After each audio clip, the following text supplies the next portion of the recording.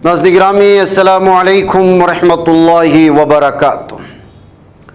सीधी बात के आज की बात ख़ास बात में आप लोगों का इस्तकबाल है। नाज़रीन गिरामी, मैं अंसार अज़ीज़ नदवी इस वक्त दिन भर से आई हुई कुछ अहम तरीन ख़बरों की तफसीलात लेकर आप लोगों की खिदमत में हाजिर हूँ।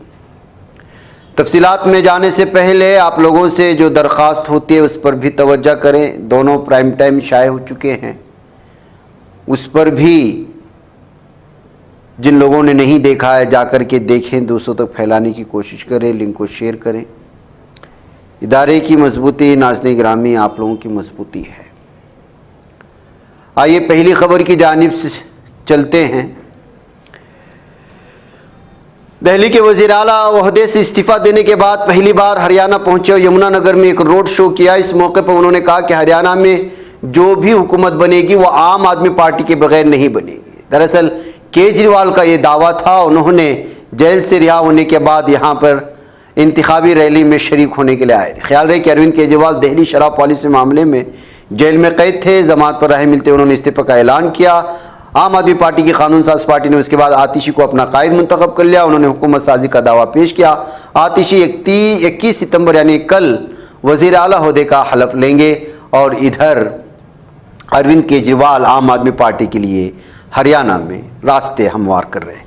ओडिशा के भुवनेश्वर में भरतपुर पुलिस थाने के पुलिस एहलकारों पर संगीन इल्ज़ाम आयद किया जा रहा है।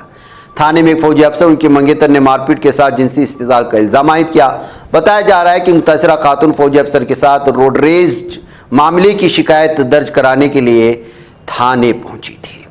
कांग्रेस पार्टी की सीनियर लीडर अजय माकन ने 60 वर्ष की उम्र में हिंदुस्तानी शुमारियती इदारा ISI कोलकाता से डेटा एनालिटिक्स में पोस्ट ग्रेजुएट डिप्लोमा मुकम्मल कर लिया है। उन्होंने एक्स पर पोस्ट करके इतला दी। पोस्ट में उन्होंने लिखा कि उनके लिए एक ज़ाती संगी मील है। उनकी कोशिश रहेगी कि वो उसके ज़रिए सियासत में मज़ीद मानाखेज़ ताउन पेश कर सके। सुप्रीम कोर्ट ने सिफारिश के बावजूद जजों की तकर्री न होने पर हैरानी जाहिर की और इस सिलसिले में मरकज़ी हुकूमत से वजाहत पेश करने को कहा है। सुप्रीम कोर्ट ने मरकज़ी हुकूमत को हिदायत दी है कि वो कॉलेजियम के जरिए सिफारिश शुदा ज़ेर इल्तिवा अदालती तकरीरों की तादाद और सूरत हाल के साथ साथ ताख़ीर के असबाब की जानकारी दस्तियाब कराए। हिदायत chief justice of India DY Chandrachud की सदारत वाले बेंच ने एक मफाद आमा अर्जी पर समाअत करते हुए दी है। मगरबी बंगाल की वज़ीर आला ममता बनर्जी ने जुमा के रोज़ वज़ीर आज़म नरेंद्र मोदी को एक खत लिखकर सूबे में सैलाब से होने वाली तबाही का सामना करने के लिए फौरी तौर पर मरकजी फंड जारी करने की दरख्वास्त की है। अपने खत में ममता बनर्जी ने सैलाब को इंसानी साख्ता करार देते हुए कहा कि अगर बर वक्त बेहतर मनसूबाबंदी और डैम का इंतजाम किया गया होता तो रियासत को इस आफत का सामना नहीं करना पड़ता। इंडियन नेशनल कांग्रेस की तलबा तंजीम National Student Union of India ने जुमा के रोज़ दिल्ली यूनिवर्सिटी तलबा यूनियन DUSU इंतखाबात के लिए अपने उम्मीदवारों का ऐलान कर दिया है। NSUI के कौमी सदर वरुण चौधरी ने तंजीम की सलाहियत पर मजबूत एतमाद का इजहार करते हुए 0-4 से फतह का दावा किया और कहा कि दिल्ली यूनिवर्सिटी की सियासी सूरत हाल में एक अहम तब्दीली वक़्वा पज़ीर होने जा रही है।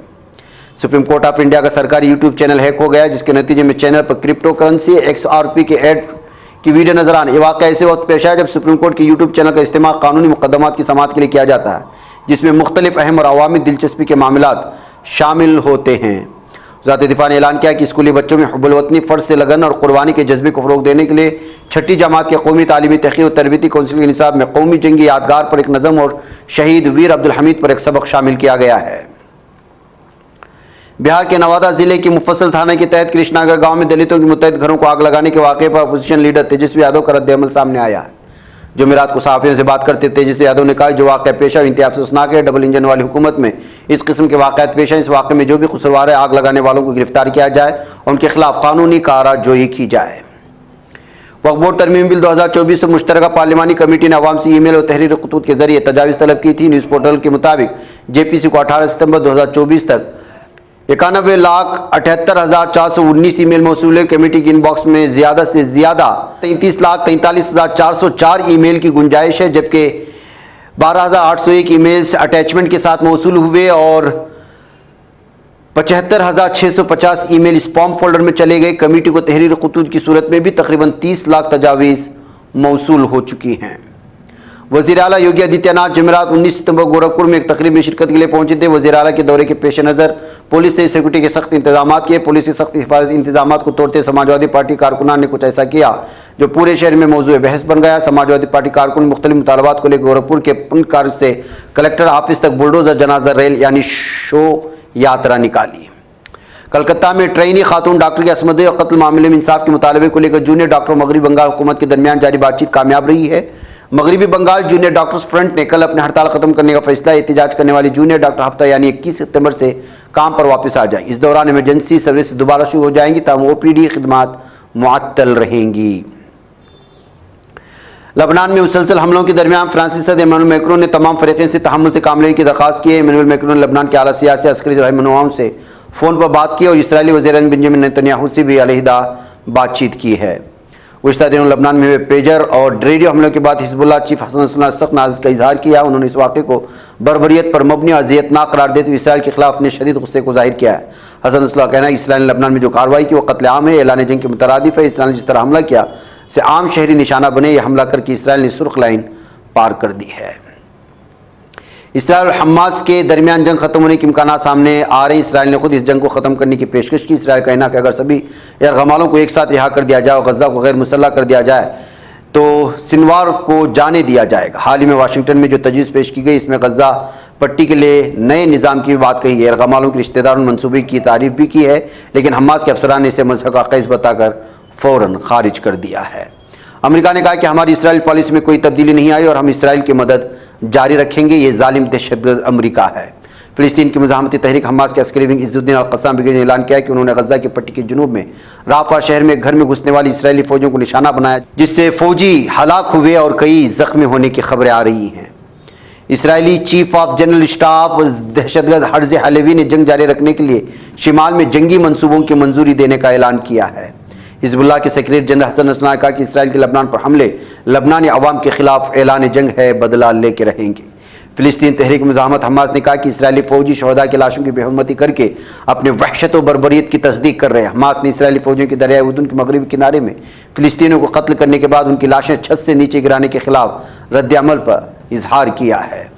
जालिम दहशत सह्यूनी इसराइली दरिंदों ने लबनान के जुनूब में मुतादिद मकामात पर फ़िज़ाई हमले किए। आईनी शाहिदों के मुताबिक इसराइली फ़ौज ने हमलों में मुतादिद मकामात को हदफ बनाया। हमलों की वजह से लबनान के जुनूब में बाज़ मकामात से धुएँ के बादल उठते दिखाई दिए हैं। नाज़रीन ग्रामी, आज की बात ख़ास बात में इतना। इंशाअल्लाह फिर आप लोगों से मुलाकात होगी। मुझे इजाज़त दें। वस्सलामु अलैकुम वरहमतुल्लाहि वबरकातुहू।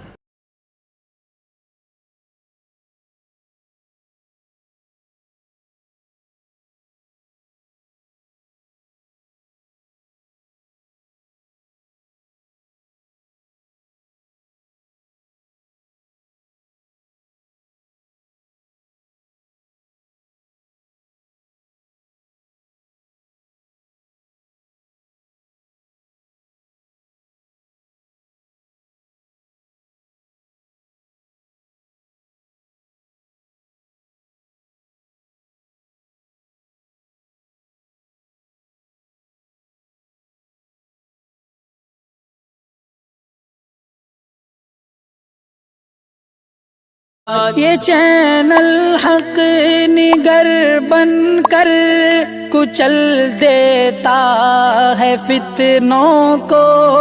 अगर गंदी हो पॉलिसी तो मरते देख कितनों को। इसी बाजार में बिकते हुए देखा है सपनों को। सभी यकसां है ये पैगाम दो गैरों को अपनों को। वतन अहले वतन का है गुले बेखार सीधी बात।